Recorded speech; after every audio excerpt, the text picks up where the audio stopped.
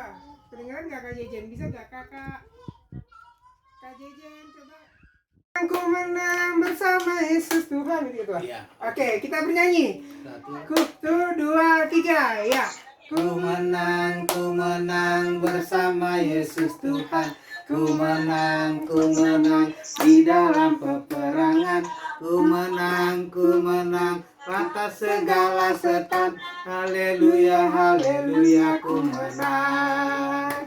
Haleluya, dia bangkit. Haleluya, dia hidup. Haleluya, dia naik. Rohul Kudus turun. Oke, terima kasih. Kita bersatu di dalam doa. Tuhan di dalam surga, terima kasih Tuhan karena Engkau telah mempertemukan kami guru-guru sekolah minggu dalam sermon online ya Bapak dengan aplikasi Zoom. Terima kasih Tuhan, walaupun kami jaraknya berjauhan tetapi hati, pikiran, jiwa kami saling berdekatan Tuhan, saling satu ya Bapak, untuk berkomitmen Tuhan, untuk fokus, untuk ikutin sermon kami yang kami akan persembahkan ya Bapak, untuk anak-anak sekolah minggu yang akan kami ajarkan melalui streaming juga online ya Bapak di hari Minggu besok. Ya Tuhan, berkati juga Bapak JB Sinaga ya Bapak, Tutua EJ, untuk yang akan memberikan firman kepada kami dengan tema Palmarum. Ajar kami menjadi luar biasa, Hosana pemenang, dalam kami bisa menyikapi dan memaknai sermon kami pada malam hari ini. Terpuji namamu Yesus, haleluya, amin. Oke, silakan Tua. Ya, makasih. Baiklah, saya akan bacakan bahan pengantar sermon sekolah minggu PKB Cengkareng untuk tanggal 5 April 2020, yaitu Minggu Palmarum. Kita membaca dari kitab Yohanes 12 ayat 12 sampai 16. Bunyinya demikian. Bikin itu. Oh ya, siap. Palmarum. Iya. Keesokan harinya ketika orang banyak yang datang merayakan pesta mendengar bahwa Yesus sedang di tengah jalan menuju Yerusalem, mereka mengambil daun-daun palem dan pergi menyongsong dia sambil berseru-seru, Hosana, diberkatilah dia yang datang dalam nama Tuhan Raja Israel. Yesus menemukan seekor keledai muda, lalu ia naik ke atasnya seperti ada tertulis, jangan takut hai putri Sion, lihatlah rajamu datang duduk di atas seekor anak keledai. Mula-mula murid-murid Yesus tidak mengerti akan hal itu. Tetapi sesudah dimuliakan, teringatlah mereka bahwa nas itu mengenai dia dan bahwa mereka telah melakukannya juga untuk dia. Ayat hafalan kita untuk Minggu Palmarum ini Mazmur 118 ayat 26 yang berbunyi, diberkatilah dia yang datang dalam nama Tuhan. Kami memberkati kamu dari dalam rumah Tuhan.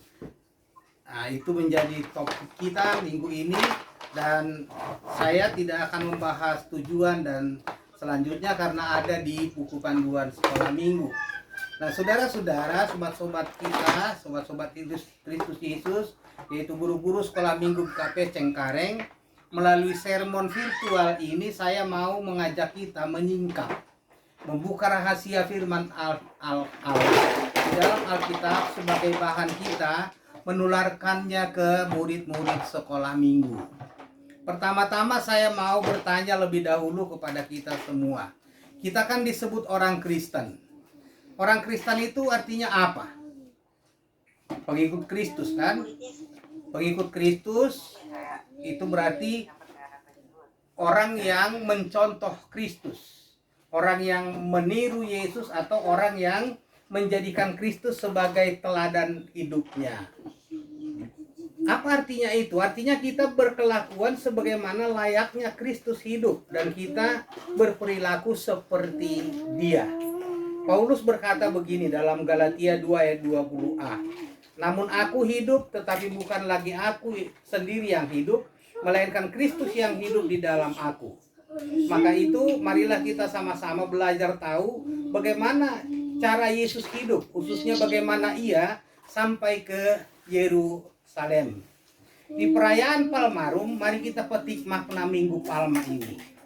Tuhan sengaja menempatkan perayaan hampir seluruh agama di dunia ini tahun ini dalam kaitan dengan wabah atau epidemi COVID-19 ini. Nah, Minggu Palem adalah simbol kemenangan. Jika dalam resepsi atau pesta nikah kita memajang daun palem, itu berarti kita merayakan kemenangan. Di Indonesia biasanya kita pakai janur kuning. Itulah simbol kemenangan. Dalam Alkitab itu bermakna menang dari kemartiran, yakni menang bersaksi tentang kebenaran. Martir artinya saksi, marturia. Juga bermakna suhada atau syahid, yakni orang yang mati berjuang mempertahankan yang benar. Jika kita sudah paham arti palem, yaitu menanda kemenangan, maka selanjutnya marilah kita pahami apa yang disebut dengan menang. Menang berarti sampai ke garis finish, berhasil meraih tujuan. Atau ibarat seorang atlet yang berjuang, berjerih payah sedemikian rupa mengalahkan segala tantangan agar sampai ke garis finish.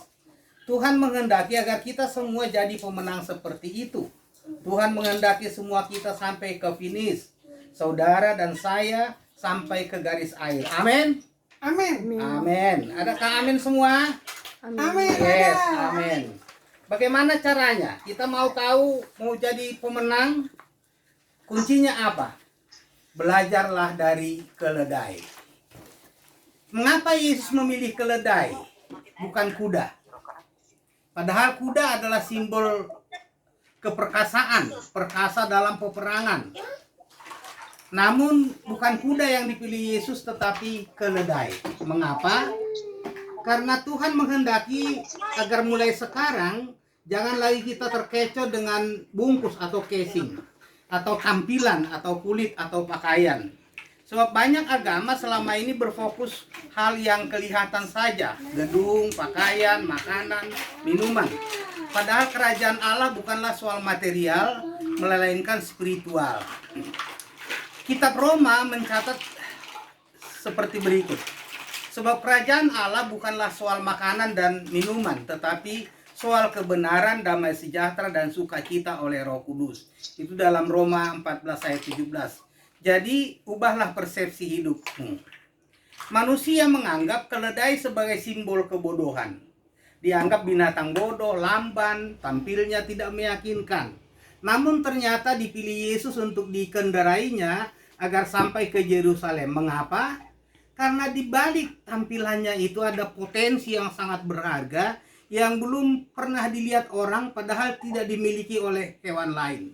Ia tarakat, sanggup memikul beban seberat apapun ditaruh di pundaknya. Ia memiliki kekuatan tersembunyi yang potensinya dapat dieksplorasi mengagumkan. Ada kemampuan baginya berjalan menelusuri gurun sejauh apapun yang kita tuntut, karena ia bisa mengatur kadar air di tubuhnya. Ada nilai tersembunyi yang Tuhan lihat, namun manusia tidak menyadarinya. Dan demikian maka kita mengerti sekarang rahasia firman Allah bukan apa yang dilihat oleh manusia, tapi apa yang dilihat oleh Allah. Bukan manusia yang menilai kita, tetapi biarkanlah Tuhan yang menilai kita. Kita harus sadari agar jangan lagi merasa sedih, kecut, kecil hati jika saat ini kita dituduh kuno, ketinggalan zaman, bahkan miskin, bodoh, tidak ideal, dianggap tidak mampu ikut bertren, tidak model, dan dicap terbelakang atau terpinggirkan. Bahkan dianggap berdosa dan seterusnya. Yang penting kita mau dijadikan alat untuk kerajaan Allah. Maka kita akan jadi pemenang. Itulah Minggu Palem. Minggu Palem artinya Minggu Kemenangan. Minggu di mana kita diselamatkan. Mari kita bersorak Hosana. Hosana artinya selamatkan kami Tuhan. Dengan begitu kita akan menang dan juga selamat dari pandemi dosa. Dan otomatis pula diselamatkan dari pandemi COVID-19 ini. Kita disadarkan Tuhan dampak pandemi Corona-19 ini untuk tidak terpukau tampilan lahiriah atau kewujud material, tetapi kita harus berpusat pada spiritualitas, jangan terpaku pada duniawi tapi ke rohani. Wabah COVID-19 telah merubah persepsi kerohanian kita agar kita tidak lagi mempertahankan pola hidup, pola pikir, dan pola iman yang lama. Marilah kita rubah pola ibadah, pola pendidikan, pola interaksi sosial, bahkan sistem ekonomi dan budaya kita harus kita rubah. Dan yang paling penting ialah mari kita rubah iman dan tampilan roh kerohanian kita. Siapa yang tidak merubah diri tidak akan sampai ke garis finish. Mari kita sadari apa yang dirubah Allah dari wabah COVID-19 ini. Kita mengerti sekarang bahwa Allah tidak tergantung pada megahnya tampilan pakaian, megahnya rumah ibadah, ramai dan semaraknya ibadah. Allah bahkan tidak kita temukan di keramaian jemaat atau di gedung gereja atau di rumah ibadah yang megah. Kini Allah benar-benar hadir di pribadi kita masing-masing dan di rumah kita. Kini kita sadari bahwa pribadi kitalah rumah Tuhan. Nah, singkatnya, jangan lagi terpaku pada dunia dan penilaian manusia, tapi biarkan diri kita dinilai Allah. Juga jangan terpana pada keberhasilan duniawi, tapi fokuslah pada kesuksesan surgawi. Jangan termangu melihat seseorang berhasil menurut penilaian manusia, sebab belum tentu yang disebut berhasil di mata manusia itu berhasil di mata Allah. Jangan ukur dirimu seolah tertinggal dari orang lain, sebab belum tentu yang berangkat duluan akan sampai di tujuan. Sebab yang dinantikan Tuhan adalah siapa yang mampu sampai ke garis finish. Mereka yang sampai ke garis finish ialah mereka yang energinya, minyaknya cukup. Dan hanya orang yang memiliki inner karakter seperti keledailah yang seperti itu. Intinya milikilah iman, pengharapan dan kasih yang penuh. Sebab hanya orang yang minyaknya penuhlah pintu surga dibukakan. Rasul Yohanes mencatat di dalam Wahyu 3:21, barang siapa menang, ia akan kududukkan bersama-sama dengan aku di atas tahtaku, sebagaimana aku pun telah menang dan duduk bersama-sama dengan Bapakku di atas tahtanya. Sekali lagi, marilah kita menggiring anak sekolah minggu jadi pemenang. Selamat Minggu Palma, selamat menang dalam mengarungi minggu-minggu sengsara tahun ini. Hosana, amin. Terima kasih. Jadi gini, kakak-kakak dan abang-abang, Iya, kan kita rencananya tetap mau bikin video sebelum bertanya. Mungkin ada yang mau bertanya, nggak apa-apa. Tapi yang terbeban siapa ya? Ayo, udah? Sudah semua paham? Atau sudah? Oh, udah jelas ya? Oke, mungkin tujuan paling intinya yang mau disampaikan. Kenapa Palmarum untuk sekolah minggu, atau mungkin kenapa, apakah kita yang seperti ini tetap bermakna gak sih? Itu aja. Yang kita yang online kayak gini tetap ini gak sih? Atau harus memang fisik yang ketemu? Tadi kan udah dijelaskan. Iya ya. Ya, Tuhan itu kan sebenarnya Tuhan itu ada di kita sendiri. Rumah Tuhan kan kita. Bukan gereja kan pribadi kita masing-masing. Iya. Udah berapa kali disebutkan itu di Roma 12, di 1 Korintus 12. Iya, kita ini tubuh Kristus, kita itu rumah Kristus, kita itu rumah Tuhan.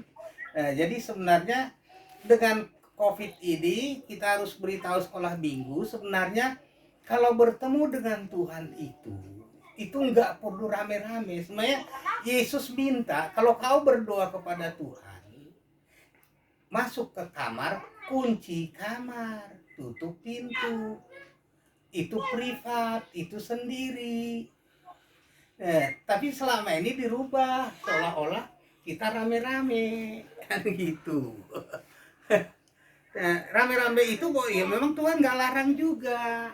Iya, tapi yang paling utama itu Yesus juga berdoa selalu dia pergi sendiri ke gunung kemana, dia beribadah haleluya, dia puji Tuhan di sana. Nah, tapi jangan juga lupa kita ada tugas sosialnya. Itu yang seringkali salah. Nah, kita connect ke gereja, connect ke orang lain supaya kita bisa berkontribusi. Sebab wujud dari semua itu kan kasih. Apa yang kau kasih kepada orang kan itu intinya. Nah, kalau kita udah ngasih ya udah. Sebab wujud dari kerajaan Allah itu adalah sukacita dalam kasih, sukacita oleh Roh Kudus, sukacita yang memberi itu apa yang kau kontribusi dalam kehidupan. Nah, itu makanya seandainya pun kita kebaktian di rumah, itu makanya ada kolekte namanya, ada persembahan. So kalau tidak ada kontribusi kita kepada orang lain, itu namanya egois. Iya. Jadi inti dari sebuah itu sebenarnya itu yang sering kali ku bilang. Kita lihat penginjil-penginjil yang dulu itu, katakanlah seperti Augustus, Nomensen atau siapa, kan mereka nggak ada gereja pada waktu itu. Emang ada ngumpul-ngumpul mereka beribadah? Enggak. Mereka beribadah di rumah tangga masing-masing. Jadi gereja yang sesungguhnya itu adalah rumah tangga. Nah, tapi kita ngumpul supaya di perkumpulan itu kita diajari, karena kita belum tamat selalu dalam firman Tuhan. Sebenarnya dalam era teknologi modern ini kita udah belajar firman Tuhan langsung aja. Iya, nggak usah perlu sama orang-orang. Jadi ada seksi, ada apa, kan sebenarnya tujuannya sebenarnya supaya semua orang lebih paham firman Tuhan dijelaskan di situ. Itu aja ini. Ada yang mau bertanya lagi?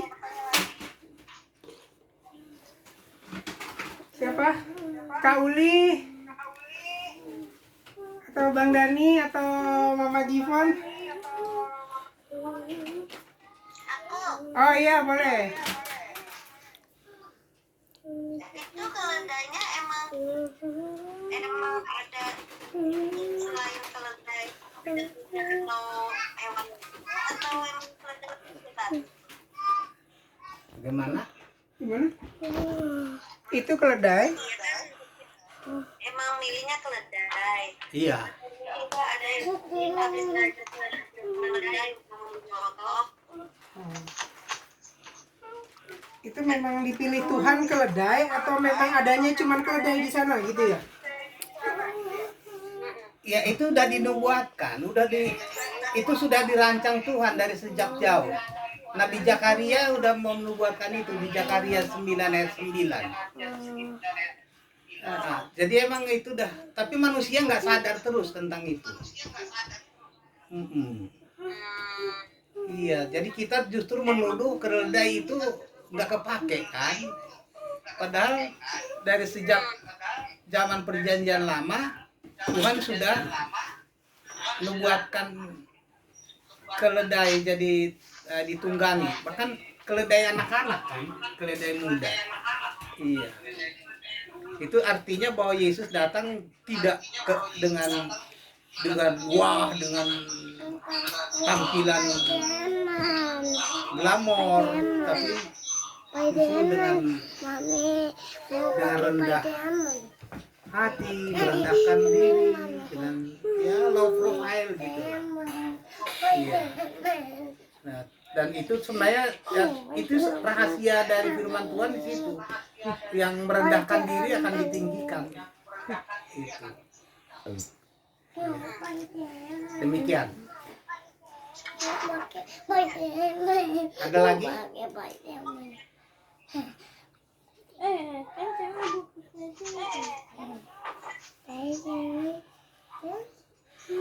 Ada lagi? Sudah? Si Mas Nami ada mau nanya? Kakak Mama Silo ada mau nanya?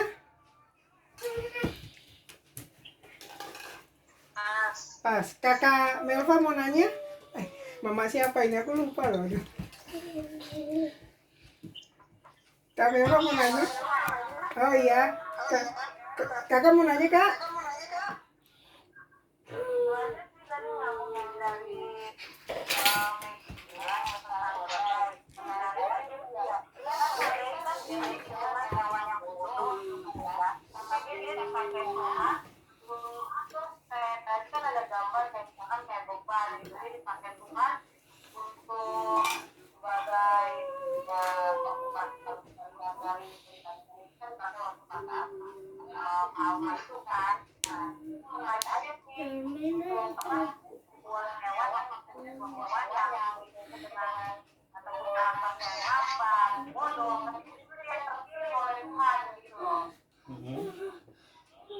Jadi pertanyaannya apa?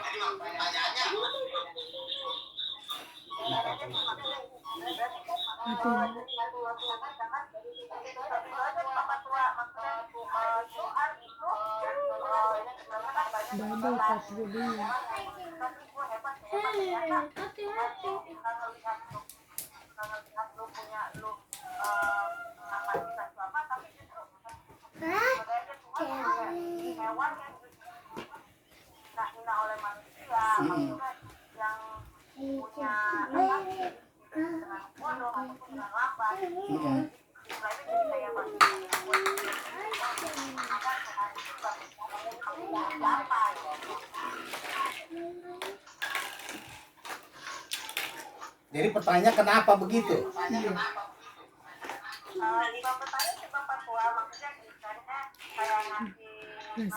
Menarik di situ. Dia menarik di situ. Iya. Menjadi tertegun. Kok bisa malah itu yang dipilih? Memberikan tanggapan. Dia tersadar. Membantu menjelaskan. Dia penekanan yang dia dapat itu tuh. Iya.